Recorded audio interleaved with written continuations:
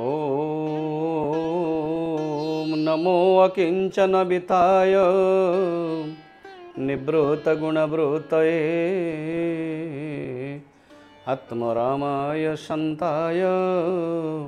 कैवल्यपतये नमो नमः। मदे गुरुदेव सोहमचर्य भगवान सोम स्वामीकर चरण वंदना करने सहित सन्थ शिरोमणि श्रीमन् नारायण सोम स्वामीकर पदवंदना करी गुरुदेवंकर 52मय मूर्ति श्रीमद आत्मगीता आत्मवाणी को हृदय धारण करी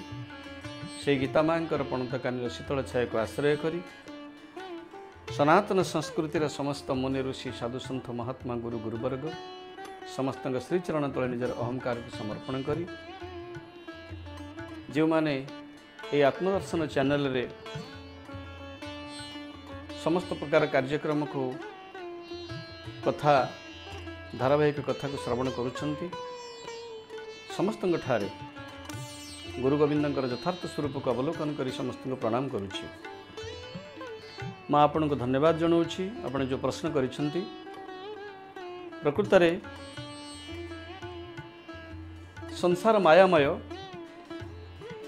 एक कथा आम समस्त जेतेबेले संसार भगवानमय हो जाए सेतेबेले आउ मायामय संसार हुए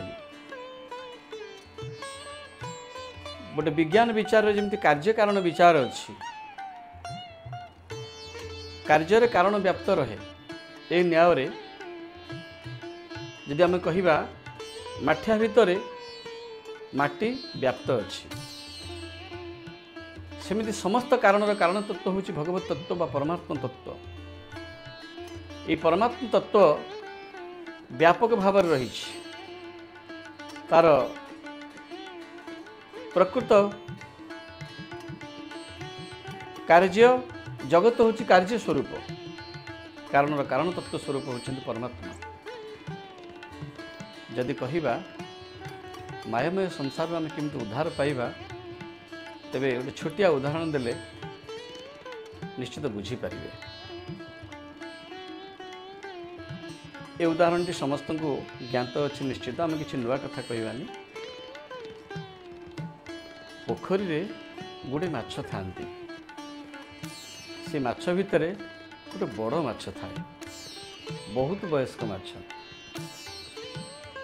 अन्य माछ माने एकाठी होकर पचारुछंती से कहीं अजा बयसर कि अजार अजा बयसर कहते बुढ़ा बाबा जेते तम बयसर आउ कहीं तो ये पोखरी भितर कहीं माछ नहांती कारण जितेबाला माछ धराली आसुंच जाल पकाउछंती समस्ते जाल पड़िकी जाउछंती आम भावुँ आम दिने जीवु तो तुम्हें केमती आज जाए अच्छ तुम्हें केमती जाइन जाला भीतर को सेतबेले से माछ उत्तर देला कहला पिला माने मो कथा टिके गभीर भाव रे विचार कर आओ से अनुसार जीवन धारण कर। जितेबेले माछ धराली आसिक जाल पकाए जाल पकाइवा समय जालटा तार आगू को बिछाड़ी होगी रहिबो ता गोड़ तले तो नथिबो ना जाल ता गोड़ तल पाखरु अंतत 4 हाथ दूर रे जाल थिबो कि 8 हाथ दूर जाल थिबो। जेतेबेले माछ धराली आसिकरी जाल बिछाए से समय रे मु जानी पारे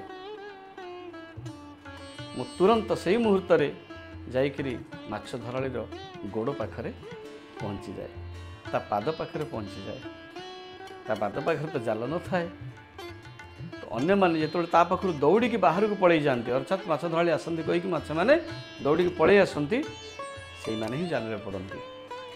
जो मैंने ता पाखु पलि जाती से माने कहीं पड़े। ठीक से प्रकार माया जदि आम जाल बोली कहवा मायामय संसार समस्त आम संसार भितर अच्छे किंतु जेतेबेले मायाधारी जे मायापति से होचंती भगवान जदि आम जापारे जे मायार प्रभाव मत आसला जमी माछ जापारा जे जाल पड़ी आसला मु भितर पड़जी से तुरंत से आगू को दौड़ी न जाए अर्थात ता पाखु दूरे न जाए पाखक पड़े आसुच्ची से रक्षा पाईगला जिते जब आम जापारे प्रकृत में मत मायार प्रभाव ग्रास करुच्ची जदि जापारुची तेरे तुरंत मायापति शरण नहीं आवश्यक मायापति चरण तले आश्रय नहीं आवश्यक से तो भगवान कहले मामे एकम शरणम ब्रज एकांत भाव तुम्हें मोर शरण लियो जे एकांत भाव शरण नहीं थाए सी बंधन की मुख्य विषय चिंता करेनि मु जाल पड़ी संसार बंधन पड़ी कि मुक्ति हेबी एक कथा चिंता करेनि डंगारे बसी लोक बोझ मुंडेक बसेनि तो जे भगवान को शरण नहीं जाए से बंधन माया मुक्ति ए विषय चिंता करेनि भगवान ही तार दायित्व नहीं था अनन्य शरणागति न अन्य भगवान के व्यतिरेक परमात्मा के व्यतिरेक मोर आउ कहीं नहांती ये अनन्य शरणागति द्वारा भगवान तक उद्धार कर नहीं था आपण मैंने जानिछंती मते गुरुदेव कहती ऐकांतिक निष्ठा निष्कपट विश्वास ऐकांतिक निष्ठा अर्थात मु ही से परमात्मा परमेश्वर से परमात्मा परमेश्वर ही मोर अटंती जितेबले एकांत शरण नहीं जाए से ताकू मायार प्रभाव लगे ना जादूगर पाखे बसी लोक जादूगर निज लोक को जादूगरी प्रभाव पड़ेनि अन्य मान आश्चर्य हो जाती देख केमती खाली बाक्स भर पैसा बाहरी पड़ला देख केमती गछ होगला फल फलीगला आप देखी थे जो मैंने जादूगर सर्कस देखा कि जादूगर पाखे जी था सी से मोहित हमें कारण सी जानते ना मिछटा सेमती जे मायापतिर शरण नहीं थाए मायार प्रभाव ताक लगे सी मायामय संसार को देखी स्वप्नवत अनुभव करुए जमिति स्वप्न देखुवा लोक जदि जानी जाए मोटे स्वप्न देखुची से मोहित हेनी स्वप्न अवस्था जाग्रत जदि हो जाए सेमिति